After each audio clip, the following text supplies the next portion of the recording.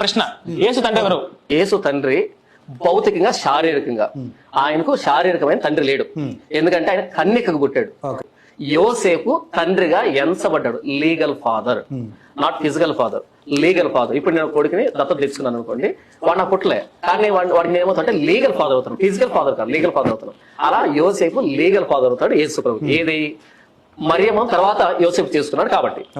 ఒకటైపోయిందా? రెండు, యేసు ప్రభు పదే పదే దేవుణ్ణి తండ్రి తండ్రి అని ప్రస్తావించాడు కాబట్టి యేసు ప్రభు దేవుని కుమారుడు అని పిలువబడ్డాడు కాబట్టి యెహోవాను తండ్రి అని పిలుస్తాం మనం.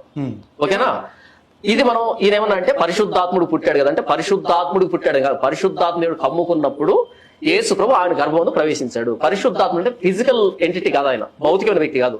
ఆత్మ ఎలాగైతే ఒక మేఘం మనం ఆవరించే చుట్టూ మంచు ఉంటుందో అలా పరిశుద్ధాత్మ దేవుడు వచ్చినప్పుడు ప్రభు యేసుక్రీస్తు గర్భంలో తయారయ్యాడు. ఫిజికల్ కాదు, ఆత్మ. ఆత్మ అంటే రూపం లేదు కదా.